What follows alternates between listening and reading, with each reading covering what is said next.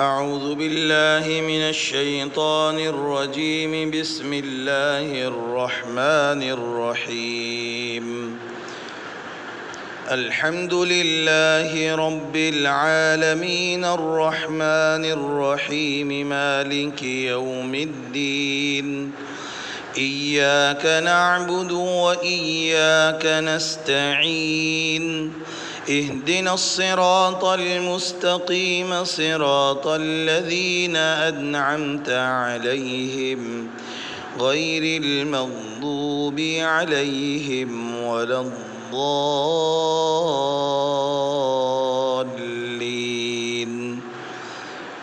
آمين صدق الله العظيم۔ عزیز طلباء و طالبات، السلام علیکم ورحمۃ اللہ وبرکاتہ۔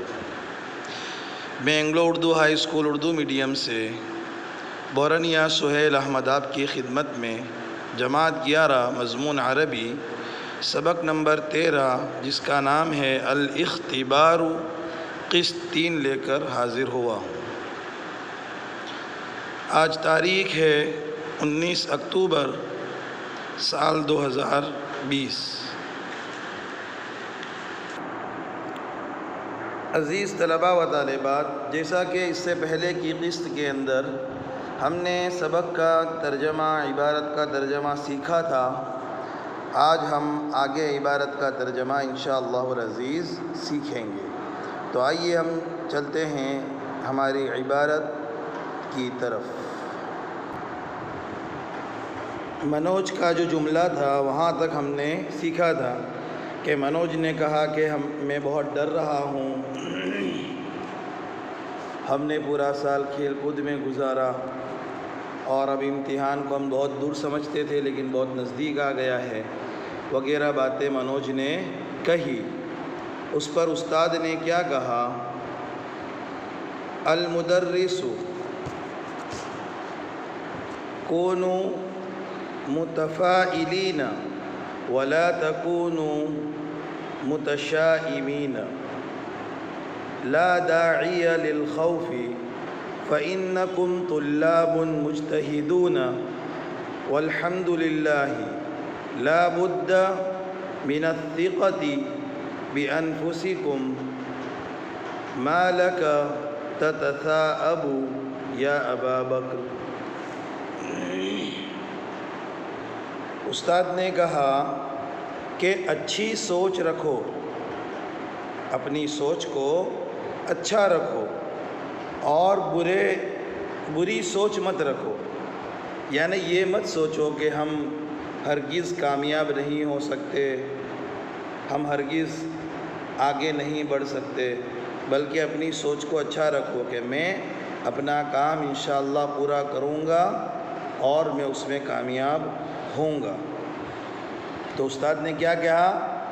کونوا متفائلین، اچھی سوچ رکھو، ولا تکونوا متشائمین، بری سوچ مت رکھو،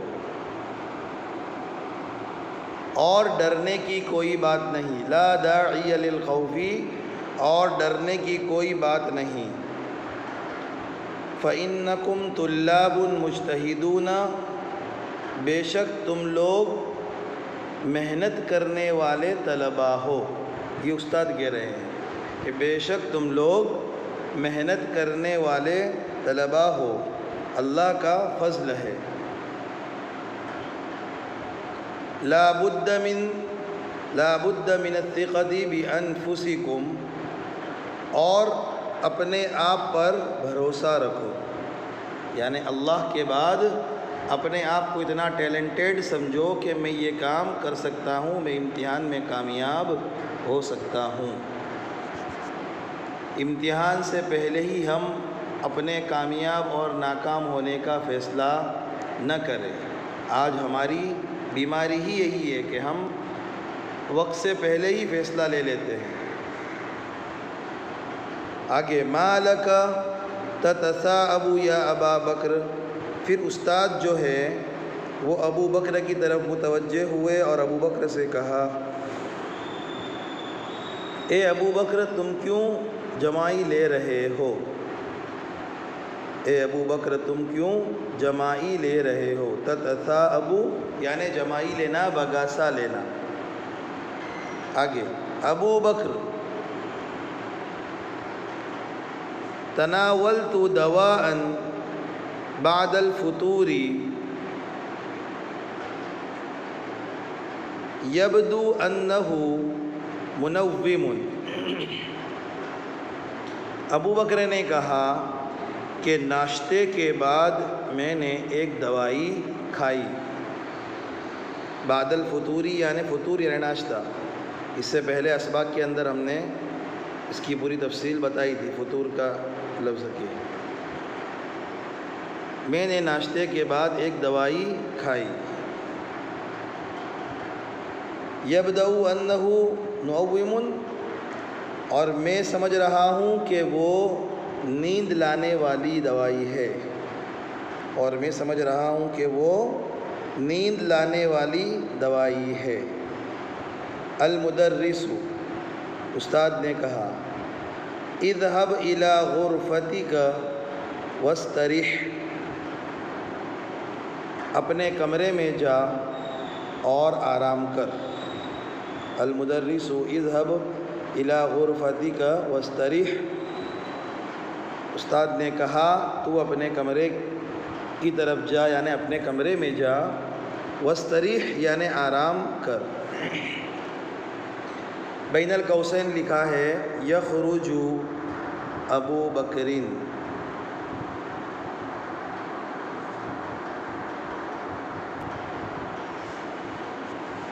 ابو بکر نکل رہا ہے یعنی کلاس سے نکل رہا ہے۔ عمر ان هذین الطالبین یتشاجران دائما ارجو ان تنصحہما، عمر نے کہا بے شک یہ دو طالب علم آپس میں ہمیشہ لڑتے رہتے ہیں۔ عمر نے استاد سے شکایت کرتے ہوئے کہا کہ بے شک یہ دونوں طالب علم، ان ہذین الطالبین، بے شک یہ دونوں طالب علم، یتشاجران یعنی آپس میں جھگڑا کرتے ہیں، دائماً ہمیشہ۔ تو عمر نے شکایت کی، اور ارجو ان تنصحہما، میں آپ سے کہتا ہوں یعنی استاد سے کہہ رہا ہوں کہ آپ ان دونوں کو نصیحت کرے۔ المدرس استاد نے کہا لم التشاجر یا حامد، اے حامد آپس میں کیوں جھگڑ رہے ہو؟ حامد، حامد نے کہا ان عباسا یقول لی دائما یا اعور،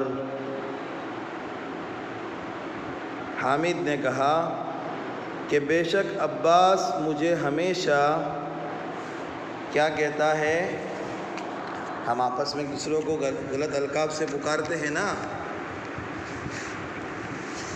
تو عباس کہتا ہے ہمیشہ حامد کو اے کانے، یعنی آنکھ سے معذور کو کانا کہتے ہیں نا ہم، تو اے کانا، کانا کہتا ہے اسے۔ عباس فوراً بول اٹھا عباس ہوا یقول لی یا اعرج، عباس نے فوراً استاد سے شکایت کی کہ یہ مجھے لنگڑا کہتا ہے، اعرج یعنی لنگڑا کہتا ہے۔ یہ دونوں ایک دوسروں کو اس طرح لڑ رہے تھے، آپس میں برے القاب سے پکارتے ہیں، حالانکہ یہ بہت بری چیز ہے، کسی کو اس کے نام کے علاوہ برے نام سے اور برے القاب سے پکارنا بہت بڑا گناہ ہے۔ قرآن کے اندر اس کی ممانعت ہے، یعنی قرآن نے خود کہا ہے، اللہ تعالیٰ کا کلام میں لکھا ہوا ہے کہ کسی کو برے القاب سے نہ پکارے۔ سبق میں آگے بتا رہے ہیں المدرس لا يجوز التنابز بالقاب یا ابنائی وتنابز هو أن يعود بعضنا بعضا بلقب السوء لا ينبغي لنا أن نتنابز أود أن تتصافحا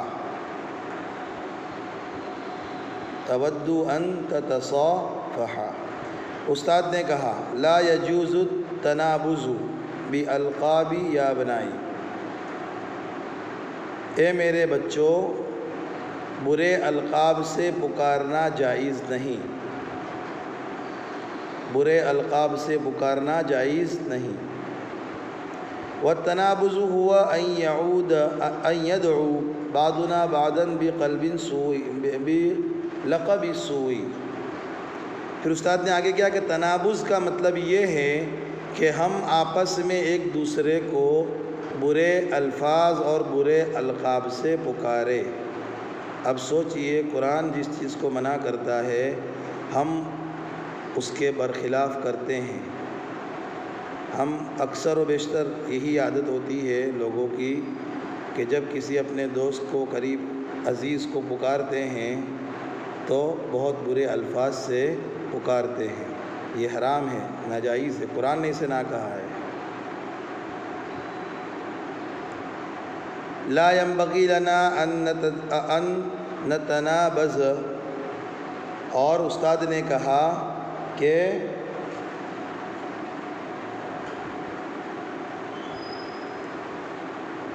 ہم ایک دوسروں کو برے القاب سے ہرگز نہ پکارے، ہم برے القاب سے ایک دوسروں کو ہرگز نہ پکارے۔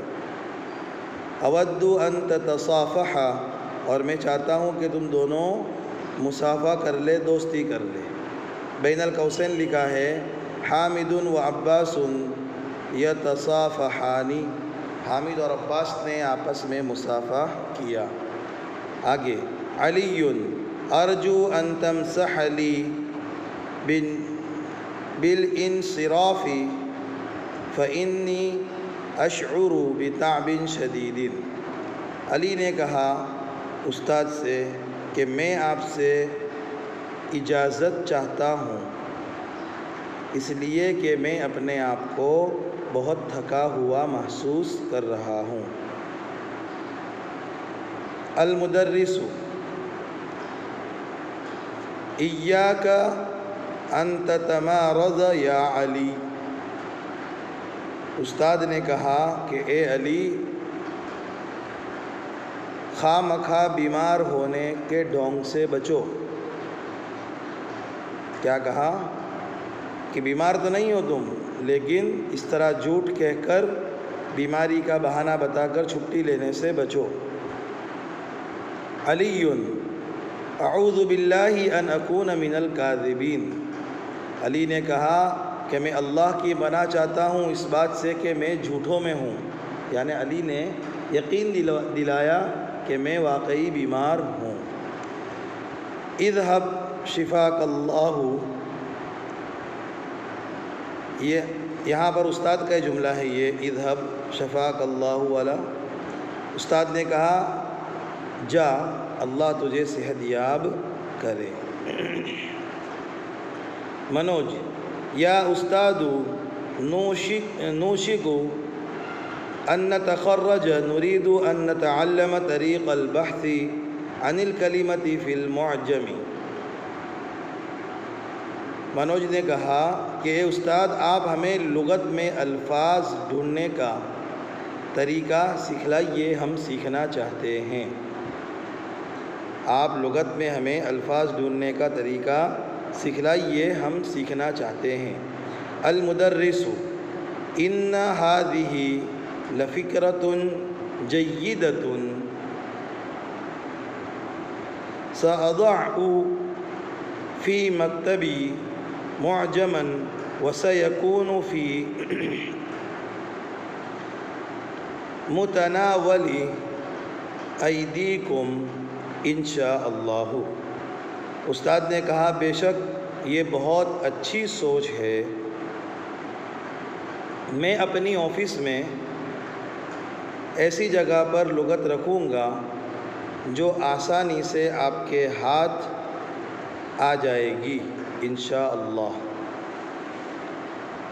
عزیز طلباء و طالبات، سبق کا ہمارا ترجمہ یہاں پر مکمل ہوا الحمدللہ۔ اب انشاءاللہ العزیز آگے کی قسط کے اندر اس سبق کے اندر دیے گئے جو سوالات ہیں اور مشقیں ہیں اسے ہم سیکھیں گے۔ السلام علیکم ورحمۃ اللہ وبرکاتہ۔